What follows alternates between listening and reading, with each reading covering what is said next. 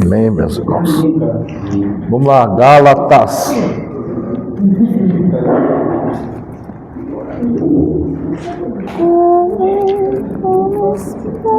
Consegue um paninho para mim? Deu uma...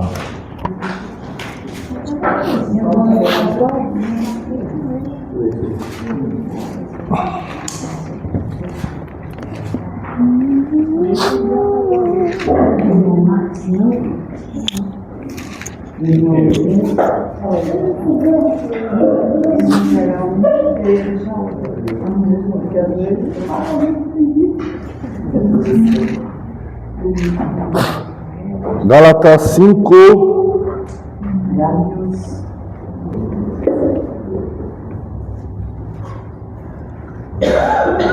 Semana passada a gente parou no versículo 17, fez um rolezinho por Romanos e vamos voltar daqui. 5:18.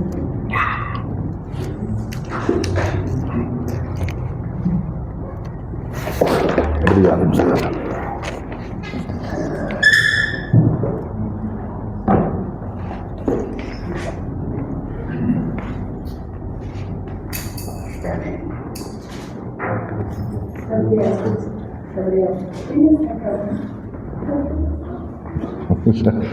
Pode jogar lá, por favor. Tá bom, ali já desenrolou. Gálatas 5:18. Não conseguiu colocar. Vai lá, Varó, vai na Bíblia mesmo. Então vamos. Todavia, se vocês são conduzidos pelo Espírito, não estão debaixo da lei. Então, quem está no Espírito não está debaixo da lei. Que lei seria essa?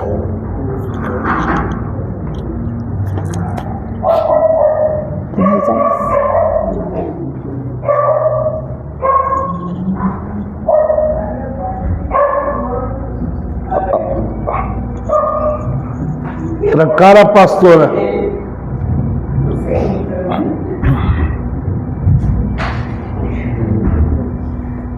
Vamos lá.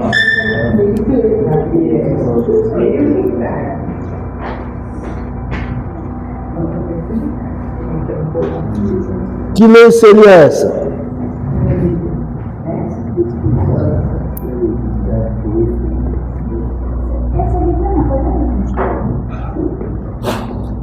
Paulo fala de algumas leis nas suas epístolas, eu só vou falar de umas aqui.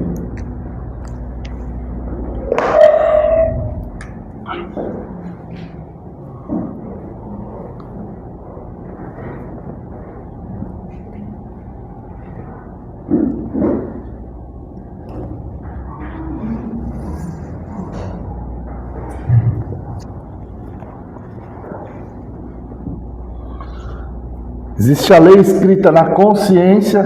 Paulo vai tratar isso daqui lá em Romanos 2. A lei que todo mundo conhece.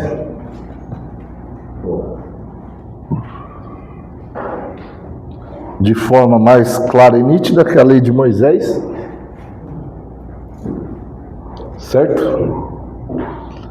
Paulo também trata nas epístolas de uma lei que é a lei de pecado e morte,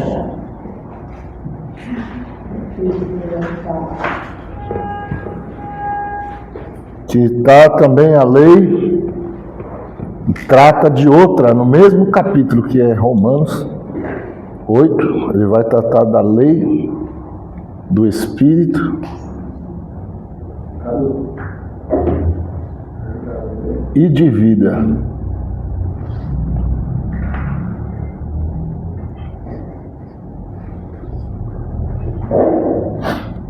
Ele ainda fala sobre a lei de Cristo.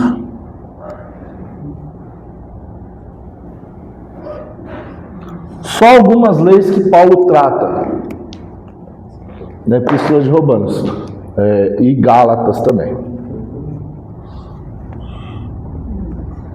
Então, estamos falando de algumas leis que Paulo trata dentro das suas epístolas, de forma geral. Então, nós temos a lei escrita na consciência. Essa lei aqui é anterior à lei, é uma lei na criação do ser humano. Todo ser humano tem uma lei escrita no coração dela. Ela sabe que é errado mentir, ela sabe que é errado roubar, ela sabe que é errado matar, mesmo que ninguém lhe fale isso. Isso vai estar intrínseco na consciência de todo ser humano. Depois tem a lei de Moisés, que foi uma lei um pouco melhor do que a lei de... É Talião, não é? Talião. Talião, não é? Que é anterior. Eu não sei se é Ela anterior, chega a ser mas eu anterior sei que a é Moisés. Talião, a lei de Talião. E essa lei é um pouco melhor do que a lei de Talião, tá? A lei de Moisés, ela é posterior, se não me falha a memória aqui. A lei de Moisés arrumou muita coisa que era natural e tolerável já, viu? Então foi um passo gradativo de Deus com a humanidade.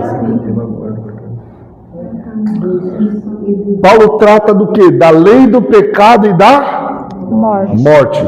Porque se você peca, você morre.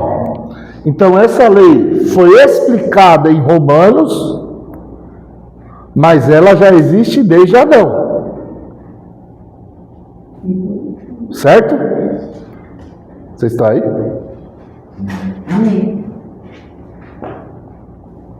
Beleza. Agora, como ele vai derrubar a lei do pecado e de morte por meio do Evangelho, então ele vai falar da lei do Espírito e de vida, que me livra, que te livra da lei do pecado e de morte. E aí tem a lei de Cristo, porque ela é resumida nos mandamentos: amar ao próximo como a ti mesmo. Amar a Deus sobre tudo, amar ao próximo como a si mesmo. Quem ama o próximo cumpre a lei. Todo mundo acompanhando? Amém? Amém? Não? Quem está aí, diga um amém forte aí, irmão. Amém. Opa.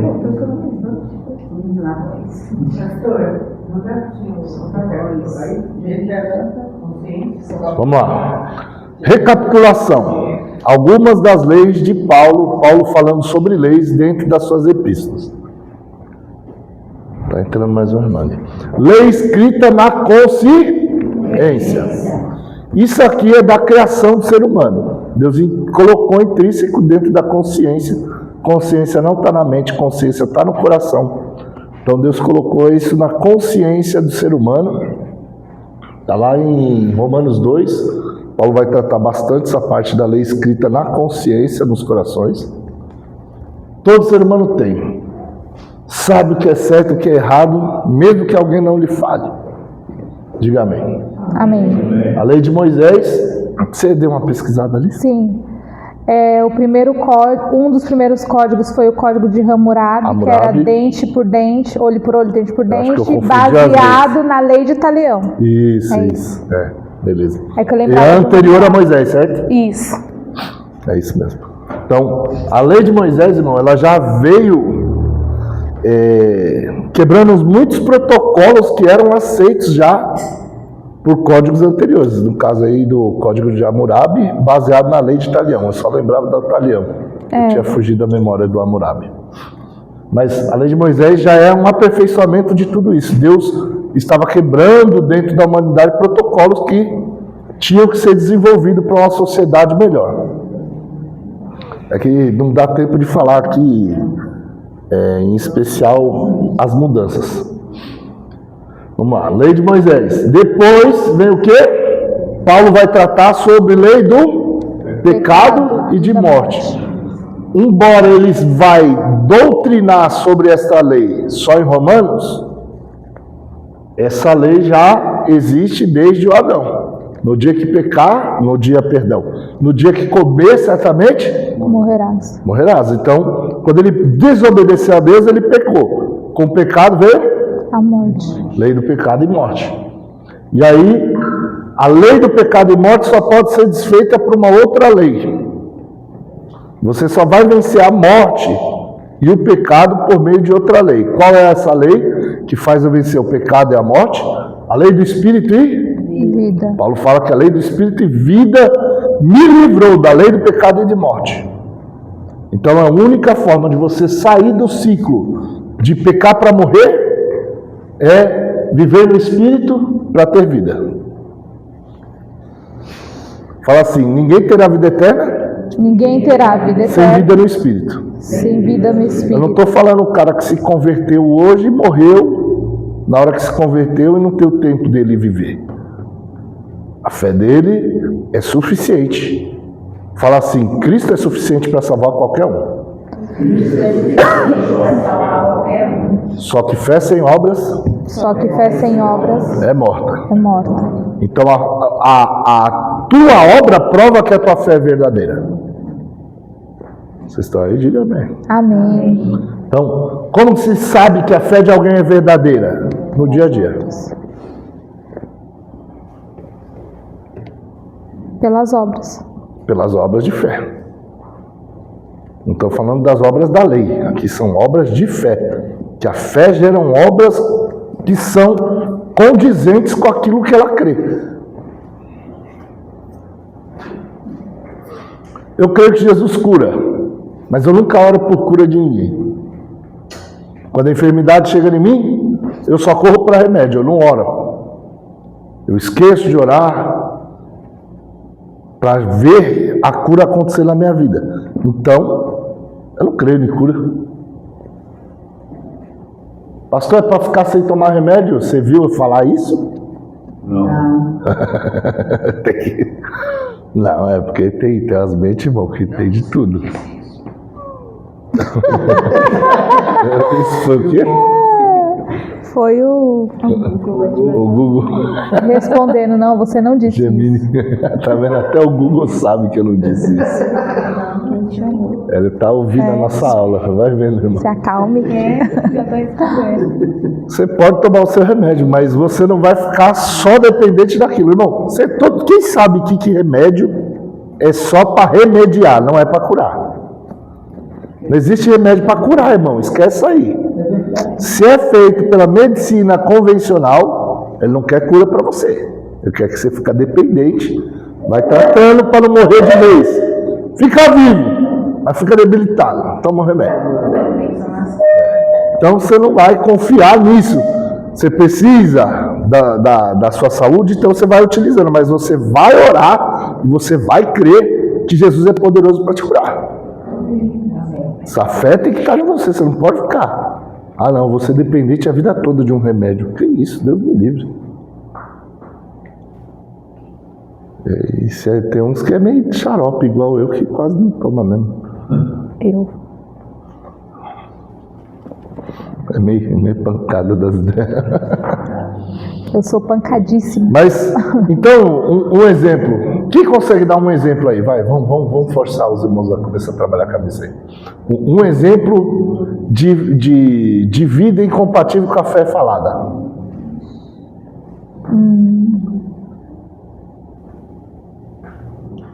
Para mostrar obras de fé.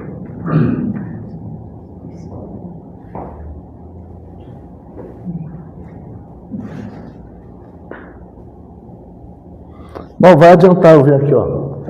Estou ensinando aqui, irmãos. Não podemos falar palavras torpes.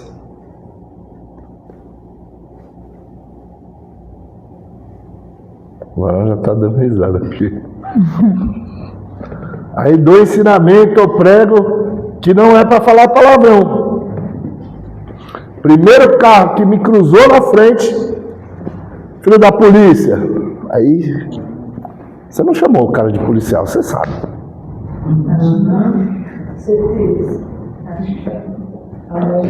A sua vida está sendo compatível com a sua fé?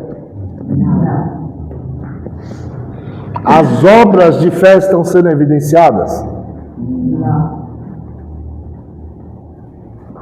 Vocês estão aí? Amém. Então, não é só o que eu creio interiormente, não é só o que eu falo. A fé, ela fala assim comigo, a fé tem estágios. Fala, a fé crê, A fé crê, a fé fala a fé e fala a fé se vive. e a fé se vive. Se você crê, você fala. Não tem como, irmão. Você crê numa coisa e você não falar sobre isso. Aí eu creio em Jesus, mas é agente secreto de Jesus no serviço. É agente secreto de Jesus na escola, na faculdade. Você não crê em Jesus. Não tem como ser. Fala para alguém que está do lado e fala, não dá para ser agente secreto. Não dá para ser agente secreto. Não dá. E quando eu era jovem, irmão, na escola tinha os pessoal que era da igreja, né? E o pior que era sempre pior que eram as meninas, né? Jesus amado. Não vou falar a denominação que era uma jovem lá, mas ela usava véu, sabe? Paz Deus. Ficar na comunhão, pessoal. Não importa a denominação, porque tinha de outras denominações que também fazia até pior. É porque essa era da minha sala. Entendeu? Aí era... Mas aí você sabia que ela era crente por causa da roupa que ela usava. Por causa do cabelo de crente, a saia de crente, a camisa de crente. Mas, irmão, era crente não, não parecia não. Às vezes até era. A fé interior ela tinha. A fé de falar até às vezes ainda tinha uma ousadia ainda. Mas, irmão, na hora do terceiro passo, que é viver a fé que crê e que fala, aí dava trave. Conflito. Isso aqui é pra gente, irmão. É igual o dia de ceia. Examine-se, pois, o homem A si mesmo. É assim, é examinando-se a si mesmo e vendo onde aquilo que eu creio, que eu falo e que eu vivo não está batendo. Porque é só desse jeito que a gente vai conseguir melhorar como cristão. Se eu achar que eu já estou,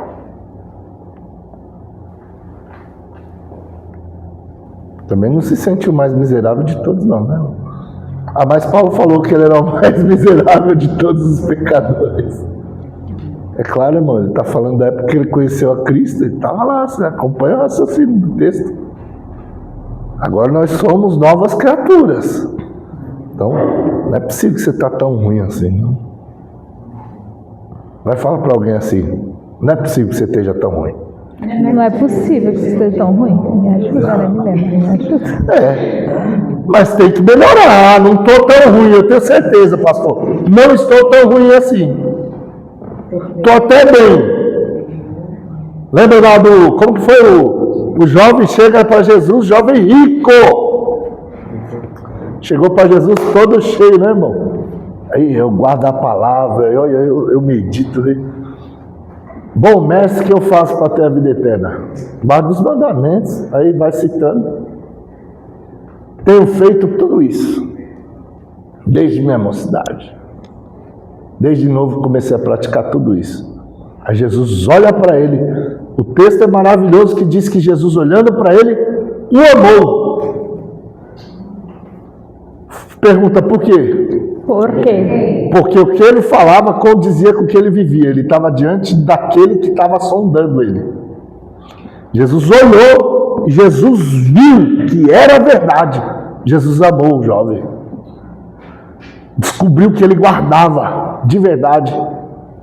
Aí ele olhou mais profundo assim, sabe que Jesus tem essa daí, né, irmão?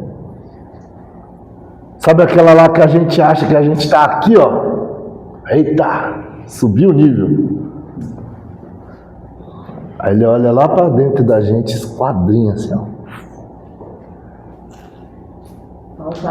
Lembra o Salmo 139?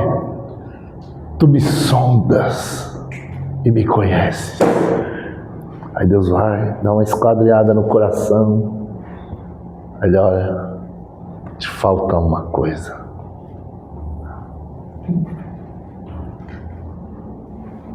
O do jovem rico era a avareza. Ele tinha que se desprender das suas riquezas. Mas a gente? Fala para o irmão que está do lado, fala assim, procure em você Procure em você. O que está faltando em você. O que está faltando em você. Que eu vou procurar o que está faltando em mim. Que eu vou procurar o que está faltando.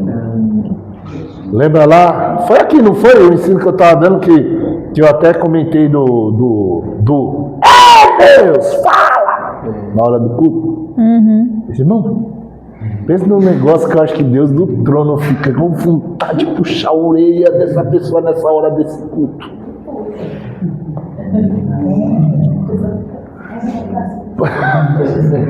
Deus. Porque a hora do camarada, da irmã, do irmão olhar para ele e falar com ele, ver onde está o dele,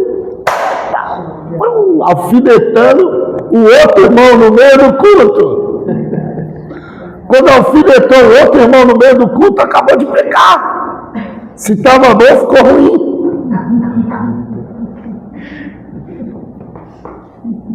Se estava bom, irmão, ficou ruim naquela hora. Que tem uns que nem disfarça, até olha. Uma vida de pentecostal é uma emoção, não é não? Você nunca sabe o que pode acontecer num culto. É verdade. De verdade, irmão. É verdade. Tem coisa que a gente ri assim, porque parece só engraçado, mas na verdade às vezes é até vergonhoso. Que é o momento da exortação, é o momento de olhar para nós mesmos.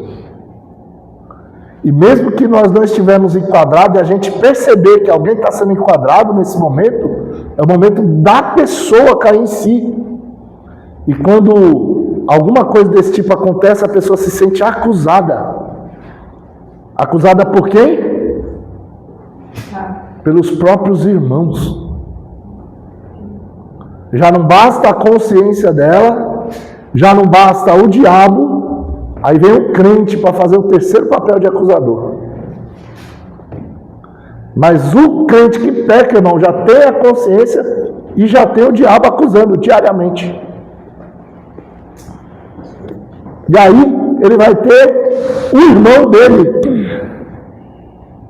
que na hora da palavra da exortação devia estar intercedendo para que o Senhor o levasse ao arrependimento. Será que a gente sabe o que é culto? Será que nós sabemos o que é guardar o temor dentro de um culto? Eu não estou falando daqui, eu estou falando no geral, nós crentes. Eu já participei de tanto culto pentecostal, irmão, que você vê cada coisa assim que é abismal. E às vezes antes eu achava até bonito, sabe, irmão? Eu não fazia, mas eu ficava todo contente quando alguém fazia. Mas quando eu era menino, pensava como menino, falava como menino, agia como menino. Mas quando virei homem, acabei com as coisas de menino. Qual que é o problema da maioria das igrejas, irmãos? Pentecostal. Eu tenho que falar do nosso meio mesmo, não vou falar dos outros. É que está difícil de amadurecer. E Gálatas, onde nós estamos estudando aqui especificamente, é um texto que trata de maturidade.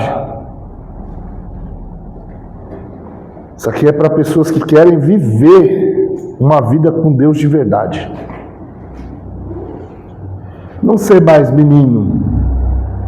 Estou falando menino que não se alegra no culto, que isso aí já é enferrujado mesmo.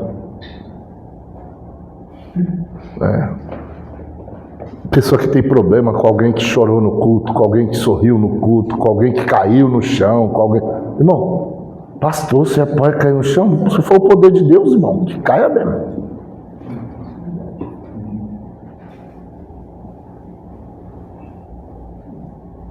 Isso aí não é meninice. Toda vez que a Bíblia fala de meninice, ela fala daqueles que vivem na carne. Os crentes carnais são os meninos. Quando a carnalidade é expressa, aí se vê meninice espiritual. Se alegrar no culto não é meninice. O poder caiu na igreja, está todo mundo se extravasando. O irmão saiu correndo, fez avião, girou, rodopiou, deixa aí, irmão. Quem falou que isso é meninice? Isso é alegria. A meninice ela é expressa em atos, atitudes carnais. Vamos lá. Baseado em todas estas leis. Qual é a lei que Paulo disse? Vamos voltar, senão eu não consigo voltar. Gálatas 5,18. Porque se sois guiados pelo Espírito, não estáis debaixo da lei. Qual dessas leis que Paulo está falando? Pecado e morte? Mais uma tentativa, bora? Vamos, gente. Lei do pecado e morte, lei de Moisés. Quem mais acha que é outra lei aqui? Ninguém mais acha que seja outra lei? Espírito de vida. Não, mas olha lá, ó. Porque se sois guiados pelo Espírito, a lei do Espírito de vida já o cara está sendo guiado por ela. Porque se sois guiados pelo Espírito, não estáis debaixo da lei. Então a do Espírito de vida descarta. Porque o cara que está vivendo no Espírito está na lei do Espírito de vida. Acho que é a lei de Moisés. Acho que é a lei de Moisés. Eu quero Lei de? meu voto. Hã? Acho que é a lei de Moisés. Então, eu tô trocou. Eu mudei. Lei do pecado e morte com o sabor da lei de Moisés, né? Isso aí. Vamos lá. Irmãos, por quê? Eu vou falar, é a lei de Moisés, mas por que a lei de Moisés? Tem que ter um porquê. Não pode ser só uma intuição. Tem que ter uma iluminação, uma revelação clara da palavra. Por que é a lei de Moisés? Porque a lei que Deus deu para Moisés no monte. Sim, Deus deu a lei para Moisés no monte. Qual o intuito dessa lei? Que povo? Vamos lá, começamos bem. Orientar o povo. Orientar. Essa lei veio trazer ordenança, certo? Para todo mundo? O povo lá. É para todas as nações ou para? Israel. Qual é a prova que a lei de Moisés é para Israel? Porque está cheio de gente tentando colocar a igreja para cumprir a lei. Qual é a prova que a lei de Moisés é para Israel e não para as nações? Qualquer pessoa de outra nação poderia vir e se tornar um israelita ou judeu, prosélito. Não de nascença, mas aí ele teria que se converter à religião judaica. E guardar a Torá. E antes disso ter que se circuncidar.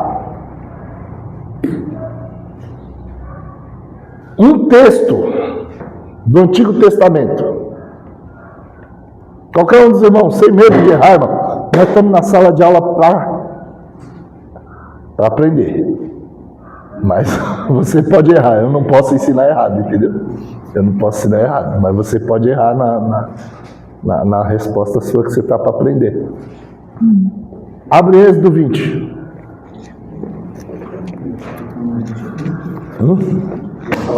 Tem gente que sabe, mas fica aí, ó, com a língua grudada no dente aí, ó, não fala. Fica com vergonha, medo de errar. E eu nem sou aqueles caras brutos que ficam humilhando.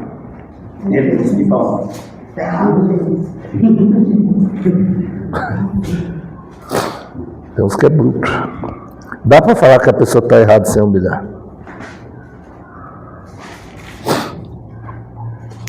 Êxodo 20, versículo 1 e 2. Quem lê é a Baruá. Olha lá, a Baruá. Ele falhou o nome. Deus falou, mas eu sei como que posso? Luana? Meu Deus. Vai lá. Deus falou todas estas palavras. Eu sou o Senhor, o seu Deus, que o tirou do Egito, da casa da escravidão. Pois bem, quem viveu no Egito da casa da servidão? Vocês estão de brincadeira, ninguém fala mais nada, eu vou parar. Quem ficou no Egito na casa da servidão, irmãos? O povo de Israel. Então essa lei está sendo dada para quem? O povo de Israel. Está aqui. Justamente. Os gentios não viviam debaixo dessa lei. Qual a lei que os gentios viviam debaixo dela? Qual era a lei? Ah, claro. Então nós temos aqui, essa lei de Moisés. Êxodo 20, verso 1 e 2. Romanos 2. Romanos.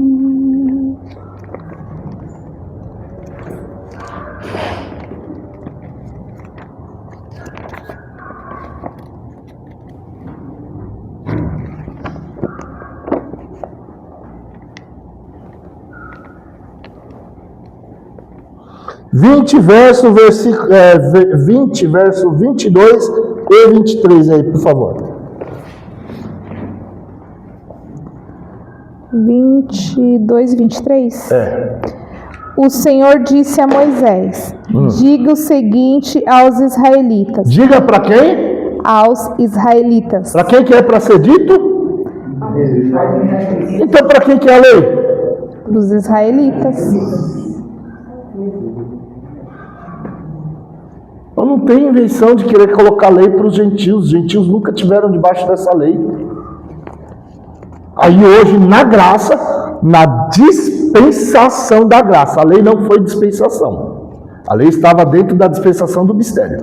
Mas a lei era uma ordenança para os filhos de Israel, foi dada para os filhos de Israel, para diferenciar Israel dos demais povos, para que, por meio de Israel, os povos servissem a Deus. Mas você sabe que o projeto foi diminuído, porque Israel não subiu lá no dia e todo aquele os pormenores que existiram. Mas agora o povo na dispensação da graça quer pegar você e fazer você cumprir toda a lei de Moisés. Não precisa cumprir toda a lei, só cumprir a moral. Aí você olha para a lei moral, está lá para guardar o sábado. A lei moral é os 10 mandamentos. Aí os caras tiram um mandamento, fica 9, está querendo que cumpra. Só que Tiago falou que se alguém tropeçar em um mandamento, tropeçou em toda a lei. Ele não está falando de 10, ele está falando de 263.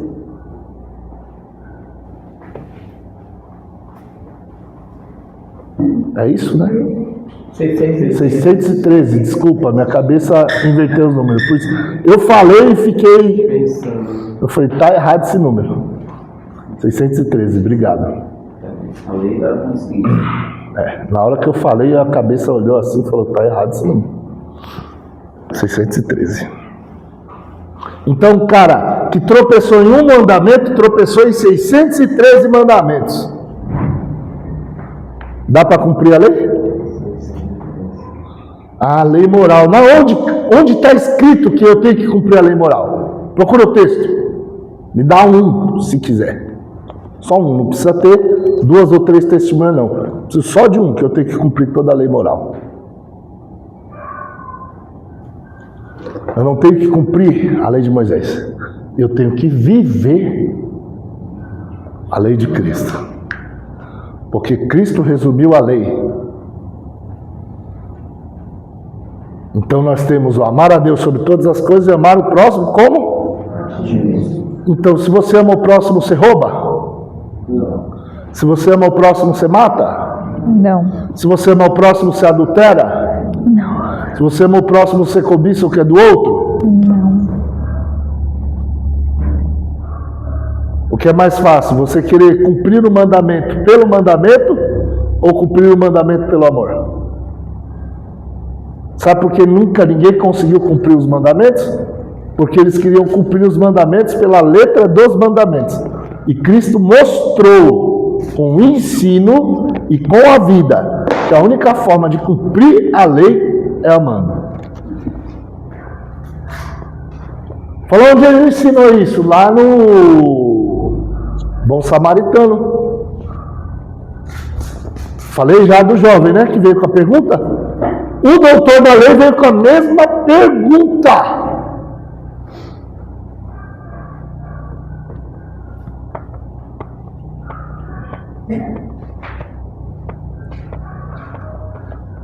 mestre, que farei para herdar a vida eterna? Ele falou, guarda os mandamentos. E Jesus especificou sobre amar a Deus sobre todas as coisas e amar o próximo como a si mesmo. E aí o cara dificultou, né? Falou, quem é meu próximo? Como querendo se esquivar. Aí Jesus pegou o pior exemplo de próximo. Fala qual? Qual? Samaritano, porque os judeus tinham rixa com o samaritano. Aí pegou o rival dos judeus e colocou como próximo deles. Quando terminou a parábola, aí ele pergunta, quem foi o próximo? Quem foi o próximo do judeu que veio de Jerusalém para Jericó e acabou na mão dos salteadores? O samaritano. Vai e faz. Jesus destruiu todos os argumentos que poderiam haver, irmão. Um samaritano que não guardava sábado. Porque, se você sabe, quem não sabe já vai saber, os samaritanos, a rixa deles era por quê? Quando foi o povo levado nos cativeiros anteriores ao da Babilônia, Israel se dispersou pelas nações. E depois alguém pega gentios e coloca em Samaria, para que a cidade não ficasse totalmente destruída. Agora tem um povo que não é de Israel dentro de Samaria.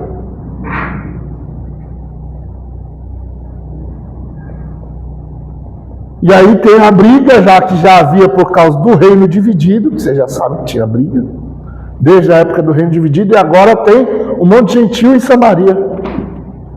Um monte de gente que não guarda a lei no lugar. Aí Jesus pegou um camarada que não faz parte do contexto da história judaica e fala, ele é o próximo.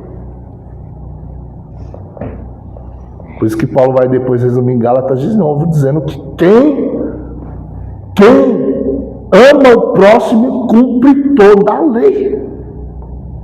Vai falar para alguém que está do lado, amar o próximo. Amar o próximo. Vou voltar lá para o Gálatas. Então, qual é a lei que que Paulo está falando aqui? Que quem vive a vida do Espírito não está debaixo, debaixo. Fala assim, Jesus nasceu debaixo da lei. Mas Jesus te colocou não para debaixo da lei, ele te colocou para cima dela. Vai falar para alguém que está do lado, você subiu de nível. Você subiu de nível. Toda vez que alguém tenta te judaizar e você tenta ser judaizado, você está fazendo isso aqui. Você está aqui e está vindo para cá. Jesus veio aqui para te tirar daqui e te colocar para cá. Aí você está aqui com Jesus e aí você quer vir para cá de novo. É isso que Paulo está pegando os Gálatas. Então, olha aqui. Verso 4 de Gálatas 5. Acompanhe. Só para provar que é exatamente sobre a lei de Moisés. Eu estou dando para vocês as bases, os argumentos certos, reais, genuínos, para quando sua fé for questionada, você sabe batalhar pela fé que foi dada. Gálatas 5, 4. Vocês que procuram ser justificados pela lei se separaram de Cristo, caíram da graça. Estava em cima, para baixo. O que é maior, a lei ou a graça? A graça. A lei pode te livrar do poder do pecado? Não. Não, a lei te aponta o teu pecado. Mas ela não tem poder para te livrar da lei do pecado e de morte. A lei não consegue, por quê? Porque a Bíblia diz que a lei estava enferma pela carne. Romanos 8:3. A lei estava enferma pela carne, ou seja, a alma com o corpo, com seus instintos e sentidos desequilibrados, não consegue ser livres do pecado através da lei de Moisés. Não tem como. Então só a graça em Cristo Jesus, te trazendo para a lei do Espírito e de vida, na lei de Cristo é que você está acima da lei de Moisés. Você vive na graça. Você não está mais abaixo dela. Paulo vai falar sobre Cristo assim, que nascido de mulher, nascido sob a lei, não sobre, abaixo da lei. Por quê? Porque ele tinha que cumprir a lei, submeter-se à lei como homem. E aí quando ele cumpriu e submeteu-se à lei como homem, Levítico 18, 5, é isso? Hoje minha cabeça está meio falha. Levítico 18, 5. É isso, né? Aquele que cumprir viverá. Isso. Vai lá, Luana. Levítico. Hoje os BO dos textos estão só por. Levítico 18, 5.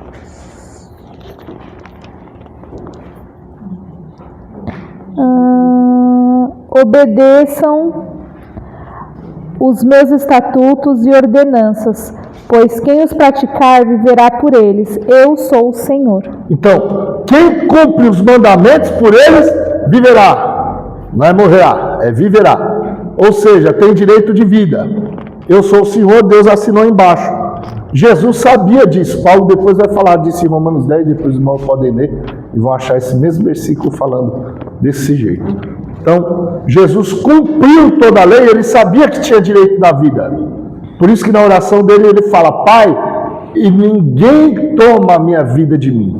Eu dou a minha vida para depois tornar a tomá-la, porque ele sabia que cumprindo a lei ele tinha direito da vida. Ele só morre porque ele é o cordeiro substituto, para tirar o pecado do mundo, para tirar o meu e o teu pecado. Então ele tem que morrer como um substituto por nós, não porque ele tinha pecado, mas porque levou todos os nossos pecados. A visão de Isaías 53, como um cordeiro mudo diante de seus tosqueadores que não abriu a sua boca. Ele levou a iniquidade de todos nós. Então, quando ele leva, ele vai morrer e ressuscitar. Quando ele ressuscita, fala assim: ele ganhou. Ele ganhou. Vontade, ele ganhou. Ele ganhou Um prêmio da lei. O prêmio de quem cumprisse a lei era ter vida. E ele cumpriu e recebeu vida eterna. Na sua situação de homem. Porque nós sabemos que é o verbo encarnado, mas como homem ele teve que vencer, como homem ressuscitar como homem. E agora, por causa do cumprimento da lei, ele tem esse direito. E agora ele não está mais debaixo da lei, porque ele cumpriu ela. E agora ele traz a graça. A lei não está mais aqui para quem está em Cristo. Vocês estão aí? Amém. Porque você creu nele. Fala assim: quando eu criei nele, eu criei com ele. Eu criei com ele. Fui crucificado. E fui crucificado. Fala: quando ele foi sepultado. Eu fui sepultado com ele. Eu fui sepultado com ele. Fala: quando ele ressuscitou. Eu vivo nova vida. Essa é a fé cristã. Representada no batismo. Então, isso a gente viveu quando creu em Jesus e depois vamos para o batismo confessando que vivemos isso. E aí você não está mais debaixo da lei. Por quê? Porque Cristo não está mais debaixo da lei, ele já cumpriu, ele já venceu, já instituiu a graça. E aí, o que a igreja de Gálatas estava fazendo? Indo debaixo da lei. Fala assim: qualquer que quiser viver a lei de Moisés, se verá fadado na lei do pecado e morte. E aí no final ele vai falar que nem Paulo disse acho que no penúltimo versículo de Romanos 7: quem me livrará do corpo dessa morte? Por quê? Porque vai ver na vida dele só a lei do pecado e morte. A única forma de sair da lei do pecado e morte é vivendo a graça do Senhor Jesus, a lei do Espírito e vida, que é a lei de Cristo no amor. Diga amém. Agora você vai entender. Irmão, dessa forma você vai entender as obras da carne e o fruto do Espírito como você nunca entendeu antes. Amém. Gálatas 5,19. Estamos acabando a aula, mas vamos dar a introdução. Ora, as obras da carne são manifestas: imoralidade sexual, impureza, devassidão, idolatria, feitiçaria, inimizades, desavenças, ciúmes, ira, egoísmo, dissensões, facções, inveja, embriaguez, orgias e coisas semelhantes a estas. Eu os advirto, como antes já os adverti. Aqueles que praticam essas coisas não herdarão o reino de Deus. Qual tradução você está usando, filha de Deus? NVI. Eu achei legal alguns pontos aí dela, viu? É o que eu falo, irmão. Traduções, tanto as novas quanto as antigas, têm pontos bons e pontos ruins. Mas as antigas têm mais pontos bons. As novas tem bastante ponto ruim, mas tem uns textos que eles ficam muito bons. Didático, esse né? é um exemplo claro. Então, vamos lá. Começando, as obras da carne são manifestas publicamente. A quais são? Qual foi a primeira que apareceu aí para você? Imoralidade sexual. Certo. Como que está na dos irmãos, dos demais? Prostituição. Alguém tem alguma tradução diferente disso, irmão?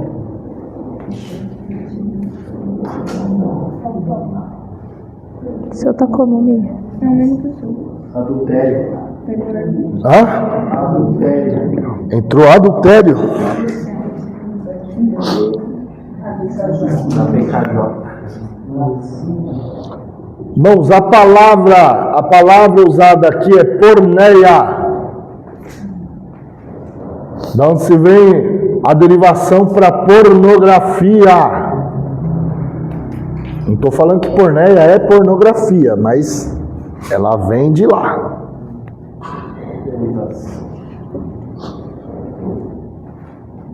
Relação sexual ilícita. Qualquer uma. Também. Entra fornicação, entra adultério, entra incestos, entra bestialismo. Qualquer coisa desse tipo, irmão, é muito pesado, mesmo. Já é crime, já, né? Hã? Já até é um... Vai falar isso aí, tem uns lugares do Brasil que... É comum, né? Mas... O adultério era crime, né? Já virou normal, né? Eles estão tentando tava no descriminalizar código, muita coisa, mas só daqui pra tiraram. frente, irmão, vocês não se assustam com as coisas que eles vão descriminalizar, não. Não se assustem daqui pra frente, irmão. As coisas que serão descriminalizadas por causa de ideologias idiotas que estão tentando achar que é normal, coisa que é anormal, fora do normal. A pessoa tem os desejos dela, controla os desejos. Ninguém é obrigado a viver de desejo. Você vive com consciência, com razão, não com desejo. O desejo vem e passa.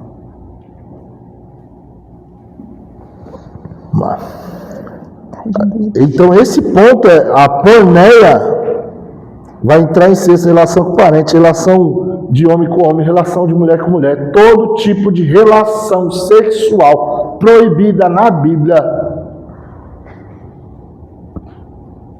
Eu queria falar mais coisas. Masturbação é que eu falo meio rasgado, eu ia falar de outra forma, eu tenho que controlar eu mesmo. Masturbação, pornografia, tudo que envolve a sexualidade de uma forma distanciada da vontade de Deus revelada pelas Escrituras Sagradas, vão entrar na situação de porneia, que é a imoralidade sexual, ou prostituição. Por isso que às vezes você vê muito... Antigamente isso era um conceito que era muito claro para a igreja desde sempre, porque a pessoa se convertia, um exemplo, uma irmã se convertia, aí era muito comum você ver a irmã falando, não, eu vivia na prostituição, Jesus me libertou, mas não é que ela era prostituta. Ela vivia uma vida meio devassa. Então, ficou com um, ficou com outro, saiu com um, saiu com outro. Ela sabe que aquilo era prostituição. Então, era comum ser falado. Mas se alguém que não era crente ouvisse, ela falava, vai pensar, eita, a mulher estava na esquina, rodando a bolsa. Certo?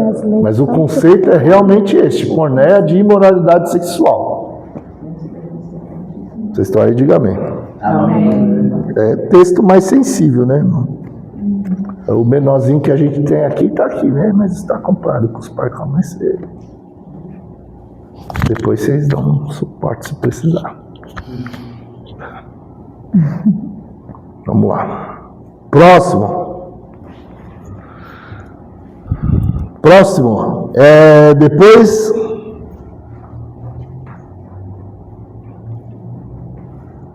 Como que está na Bíblia da irmã ali?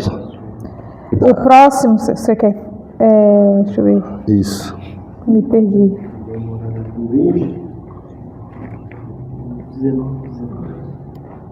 19, lógico.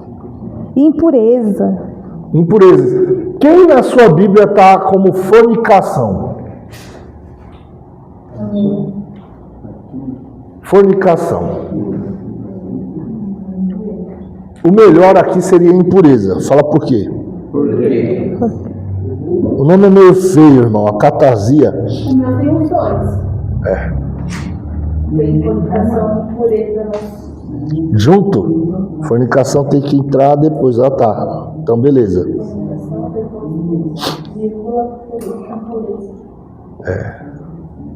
Aí tem o sentido de impureza de desejos. Desejos. No dicionário vai ter o sentido de desejos sexuais, de luxúria, desejos de vida devassa.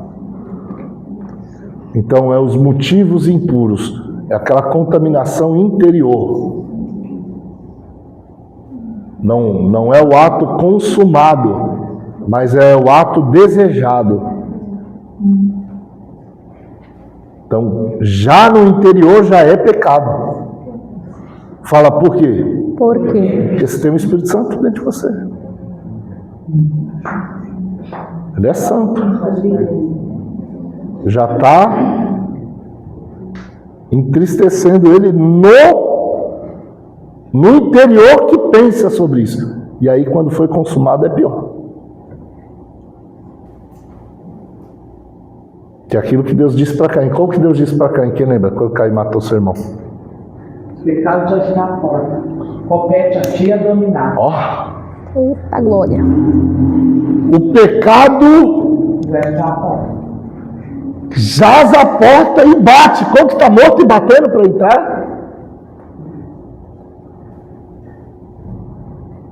Compete a ti? Dominar. Então o pecado quer entrar para ser consumado. Mas, vamos lá. Abre em Tiago aí.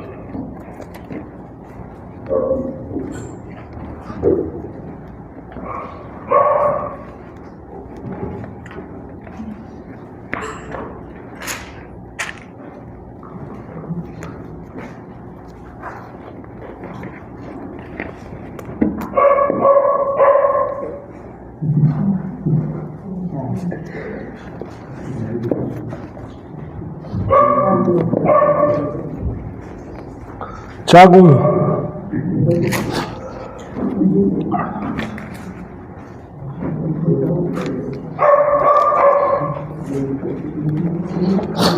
1, 14 e 15, Luana. Olha lá. Tiago 1, 14 e 15. 14. Cada um, porém, é tentado pelo seu próprio desejo. É tentado onde? Pelo seu próprio desejo. Fala assim, desejo interior. Desejo interior. Se os irmãos não seguem a página lá do Instagram IBGC, IBGC _ Teologia, siga lá IBGC _ Teologia e vai nos stories que eu postei hoje. Vai nos stories que eu postei hoje, que vai ficar um pouco mais claro ainda dentro desse assunto que eu vou falar aqui agora. Cada um, porém, é tentado pelo seu próprio desejo. Interior. Não é o desejo que veio do lado de fora por outra pessoa. Não foi uma instigação exterior de Satanás. O caso de Caim, o pecado estava à porta batendo, antes dele matar o irmão. Ele vai e mata o irmão. Deixou o pecado entrar.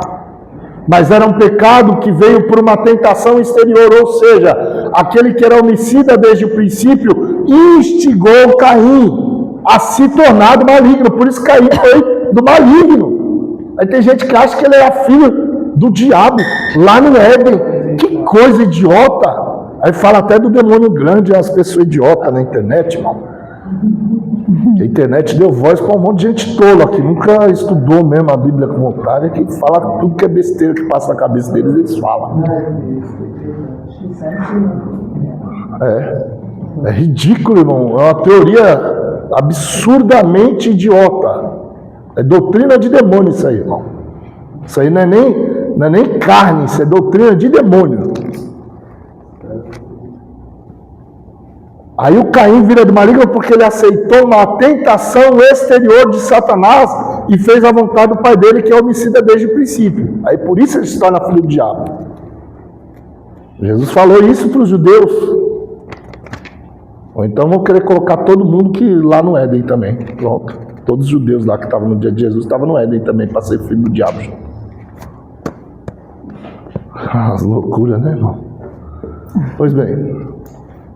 Essa daqui de Tiago não é o mesmo tipo de tentação exterior, é tentação interior. Mas o diabo nunca vai vir com uma tentação exterior se no teu interior não tiver uma tendência. Ele vai ver em alguma palavra sua, em alguma atitude sua. Não falei, mas o comportamento fez ele perceber. Sim. Não vai vir tentação exterior se primeiro não houver uma interior.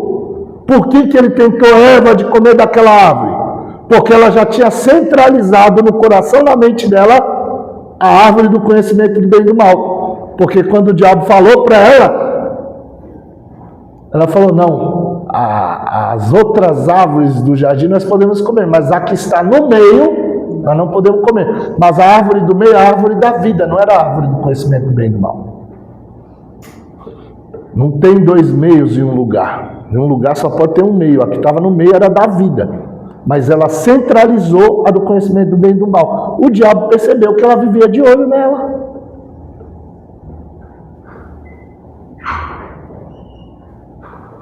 Não vai vir tentação exterior, a não ser que nós demonstremos com palavras ou com procedimentos onde está a nossa tendência.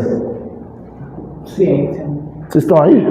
Amém. Tem gente que é tendente para o adultério, tem gente que é tendente para a fornicação, para os pecados sexuais, tem gente que é tendente para os pecados que têm a ver com ira, as porfias, as pelejas. Tem gente que é a quebra de comunhão, as divisões, as heresias. Então, cada pessoa tem uma tendência de pecado que é mais forte na vida dela. O diabo vai perceber a tendência. Ele não é onisciente, ele não sabe o que se passa dentro da sua mente, não consegue compreender o teu coração, mas palavras e ações ou demonstrações pequenas, mesmo que não sejam ações, mas que deem para perceber algo, ele vai captar. Fala, por quê? Por quê? Quanto tempo de experiência, meu irmão? Quando o homem foi criado, ele já estava expulso. Hoje em dia não tem gente que estuda para ler comportamento, irmão? Imagina a leitura de comportamento que esse ser não tem. Convivendo com o ser humano desde a existência dele até os dias de hoje. Mais de cerca de 6.000 anos aí de história humana. Vocês estão aí? Amém. Então olha para o irmão que está do lado e fala para ele, vamos tomar cuidado. Vamos tomar cuidado, menino. Com aquilo que nós falamos, Com aquilo que a gente com os fala, nossos procedimentos, como a gente procede. pequenas demonstrações. 1,14, pode continuar 1,14, porque aqui nós vamos terminar essa aula dessa parte. sendo por este arrastado e seduzido. Sendo por este? Arrastado e seduzido. O desejo, ele arrasta. Aí você pensa, eu não consigo vencer. É só desejo. Você consegue. Vai falar para alguém que está do lado. Eu creio que Deus está falando com alguém, pode não ser com você, mas quando você fala, essa pessoa vai tomar uma consciência melhor, porque já são duas pessoas falando para ela. Fala para ele assim: o desejo arrasta, seduz, mas você consegue vencer. mas você consegue vencer. Glória. Porque para o Caim, sem o Espírito Santo, foi dito para ele com a tentação exterior, falou: compete a ti, você tem capacidade. O cara sem o Espírito Santo tinha capacidade. Nós com o Espírito Santo não temos. Vai falar para alguém que está do lado, fala: nós temos o Espírito Santo. Nós temos o Espírito Santo. Nós temos a palavra. Nós temos a palavra. Nós somos capacitados para isso. Nós somos capacitados. 15. Então, esse desejo, tendo sido concebido, dá à luz o pecado. E o pecado, uma vez consumado, gera a morte. Então, o desejo, quando é concebido, dá luz ao Pecado. quer dizer que o desejo não é mais só desejo. Você decidiu. Estão aí?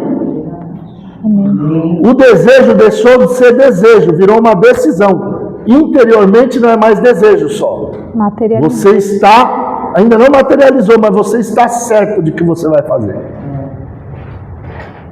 Você não está mais só sendo atraído. Já tem uma decisão interna.